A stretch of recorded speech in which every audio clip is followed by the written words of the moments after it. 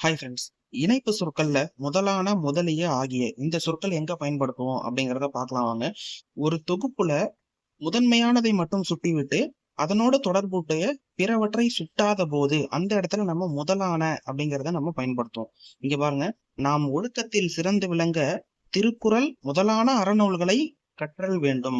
அப்போ திருக்குறளை முதன்மையா சொல்லிவிட்டு மீதி இருக்கக்கூடிய அறநூல்கள் அதோடு வரக்கூடிய தொடர்புடைய பிற நூல்களை சுட்டாம இருக்காங்க. அப்போ இந்த இடத்துல நம்ம முதலான அப்படிங்கிறத பயன்படுத்தணும். அடுத்தது பாருங்க, முதலிய எங்க பயன்படுத்துவோம் அப்படின்னா, ஒரு தொகுப்பில் உள்ளவற்றில் அனைத்தையும் சுட்டாது அதனோட தொடர்புடைய சிலவற்றையோ பலவற்றையோ சுட்டும்.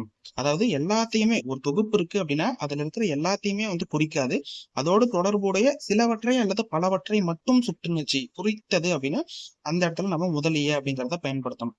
நாம் பண்பாட்டில் சிறந்து விளங்க நற்றிணை, குறுந்தொகை, ஐங்குறுநூறு முதலிய 8 தொகை நூல்களை கற்றல் வேண்டும். இங்க என்ன சொல்றாங்கன்னா, நற்றிணை, குறுந்தொகை, ஐங்குறுநூறு முதலிய அப்படின்னு சொல்லிட்டாங்க. அப்போ முதலிய அப்படின்னா இன்னும் நிறைய நூல்கள் இருக்கு. அதனால எல்லாத்தையுமே சுட்டல, சிலவற்றை மட்டும் சுட்டி சொல்லியிருக்காங்க. அப்போ இந்த இடத்துல நம்ம முதலியா பயன்படுத்துவோம். அடுத்தது பாருங்க, ஆகிய. இயல், இசை, நாடகம் ஆகிய முத்தமிழை போற்றி வளர்த்தல் வேண்டும்.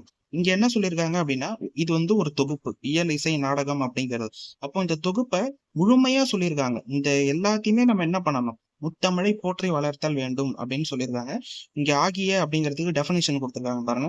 ஒரு தொகுப்பில் உள்ளனவற்றில் அதனோடு தொடர்புடைய அனைத்தையும் முழுமையாக சுட்டும் போது ஆகிய என்னும் சொல்லை பயன்படுத்துதல் வேண்டும். இங்க நம்ம எல்லாத்தையும் தானே பயன்படுத்துறோம். இயல், இசை, நாடகம் ஆகிய அனைத்தையும் போற்றி வளர்த்தல் வேண்டும். இதுதான் முதலான, முதலிய, ஆகிய இந்த 3 சொற்களுக்குமான வேறுபாடு, பயன்பாடு.